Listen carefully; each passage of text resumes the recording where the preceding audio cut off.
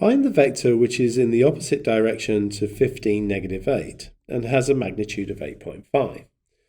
Well, it should be clear that the vector in the opposite direction with the same magnitude would just be negative 15, 8, just multiplied by negative 1.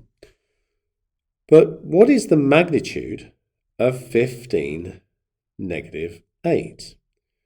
Well, that's going to be the square root of 15 squared plus 8 squared. And I've done that one enough times that I don't need to dive for the calculator. I know that that gives me 17. And 8.5 is half of that. Therefore, it makes sense that the vector that we're after is just going to be half of this one. In other words, it's going to be negative 7.5 and 4. Find the values of a and b such that this is the case. Well, if we just take the top component, 5 times 3a is 15a. Then we have 2a plus 1, and that's going to be 6b plus 6a.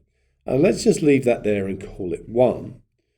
The bottom component gives me 5b plus 2 is equal to 6 times 2, which is 12. So that one gives me that 5b is equal to 10, and therefore b is equal to 2. Now, if we substitute that back into 1 up here, I have 17a plus 1 is equal to 12 plus 6a. Subtracting 6a from both sides gives me 11a plus 1 is equal to 12. Subtracting 1 from both sides gives me 11a is equal to 11. That's right. 11a equals 11. And therefore a is equal to 1. Thought I had my a's and b's mixed up for a moment, but that's absolutely fine. Okay, C doesn't seem to have any sort of relationship to what's above, so we're not going to have to keep flicking up and down here. First thing we're asked to do is find the set of values of x for which f of x is less than 0. In other words, where is the function below the axis? And we can see that happens between these values and then from there onwards. So we can say that x is between negative 3 and 1, and that x is more than 5. We now want an expression for f of x. Now, the intercepts at negative 3, 1, and 5 tell me that I've got x plus 3, x minus 1, x minus 5. But there may be some constant here. And the way we're going to find that constant is to consider that the y-intercept, i.e. when x is equal to 0, f of x is negative 5. So let's substitute that in. Negative 5 is going to be, if x is 0, this bracket is 3, that one's negative 1, that one's negative 5. So that is going to be 15. And that gives me that a is equal to negative 1/3. So in other words, f of x is negative 1/3 of x plus 3, x minus 1, x minus 5. And you might expand that out and have negative 1/3. If you expand all of this out, you get x cubed minus 3x squared.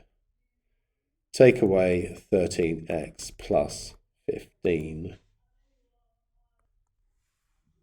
Now, part D also has no relationship to what's above, so we can deal with it on its own.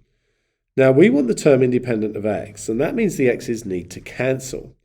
Now, x over 2, that's this one here, and then we have negative 8 over x to the 4. We know that the powers that go here and here will need to add to 10 because we have a 10 here. We want the x's to cancel. Now we can do that by having this one to the 8 and this one to the 2. And then we have x to the 8 on top and x to the 8 on the bottom. And that means the coefficient in front would be 10c2 or 10c8. It doesn't matter. 10c2 is equal to 10c8.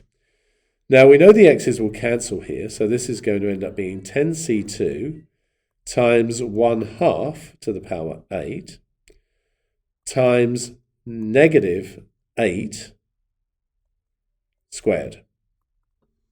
So we just need to calculate that. So we've got 10, choose 2, which is 45. Multiply that by 1/2 to the power 8, and then multiply that by 64. And that is 45 over 4, or 11.25.